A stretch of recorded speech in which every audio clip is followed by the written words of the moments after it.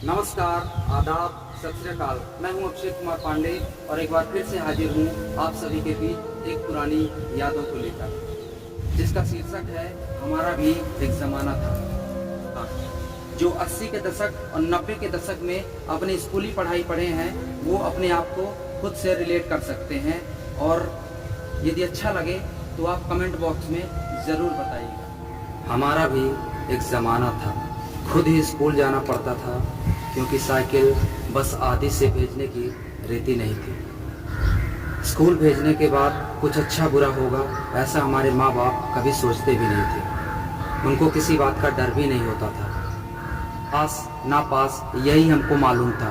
Percentage से हमारा कभी कोई संबंध ही नहीं रहा। किताबों में पीपल के पत्ते, विद्या के पत्ते, मोर के पंख रखकर हम होशियार हो सकते हैं, ऐसी हमारी धारणाएं थी।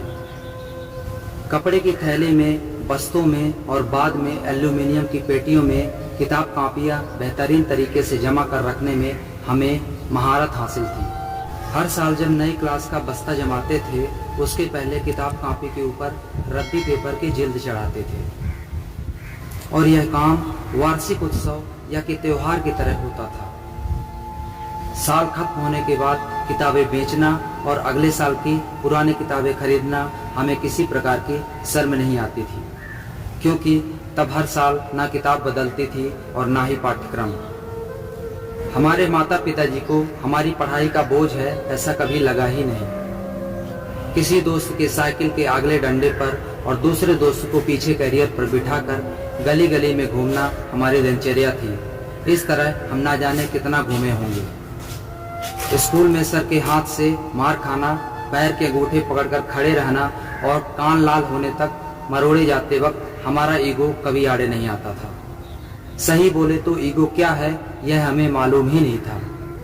घर और स्कूल में मार खाना भी हमारे दैनिक जीवन की एक सामान्य प्रक्रिया थी। मारने वाला और मार खाने वाला दोनों ही खुश रहते थे। मार खाने वाला इसलिए क्योंकि कल से आज कम पिटे हैं, और मारने वाला इसलिए कि आज फिर हाथ धो लिए। बिना चप्पल जूते के और किसी भी बेंत के साथ लकड़ी की पट्टियों से कहीं पर भी नंगे पैर क्रिकेट खेलने में क्या सुख था वह हमको ही पता है। हमने पॉकेट मनी कभी मांगी ही नहीं और पिताजी ने भी दी नहीं, इसलिए हमारी आवश्यकता भी छोटी छोटी सी थी।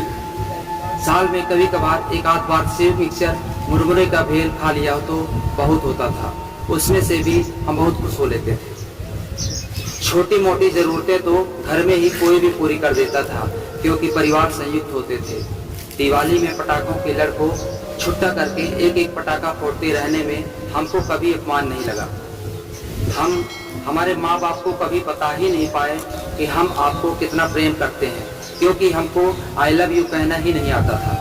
आज हम दुनिया के असंख्य धक्के खाते हुए और संघर्ष करते हुए दुनिया का एक हिस्सा है।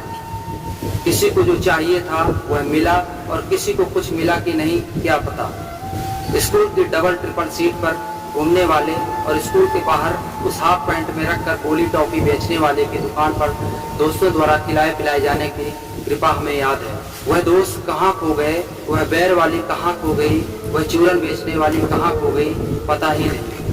हम दुनिया में कहीं भी रहें, पर यह सत्य है कि हम वास्तविक दुनिया में बड़े हुए हैं। हमारा वास्तविकता से सामना वास्तव में ही हुआ है। कपड़ों में सिलवटें ना पड़ने देना और रिश्तों में औपचारिकता का पालन करना हमें जमा ही नहीं। सुबह का खाना और रात का खाना, इसके सिवा टिफिन क्या था हमें मालूम ही नहीं। हम अपने नसीब को दोष नहीं देते, जो जी रहे हैं वह आनंद से जी रहे हैं, और यही सोच हमें जीवन जीने में मदद कर रही है। जो जीवन हमने जिया उसी वर्तमान से तुलना हो ही नहीं सकती। हम अच्छे थे या बुरे थे नहीं मालूम, पर हमारा भी एक जमाना था, हमारा भी एक जमाना था। इसी के साथ मैं अक्षय कुमार पांडे आप सभी से अलविदा लेता हूँ, कैमरामैन सोनू यादव के साथ।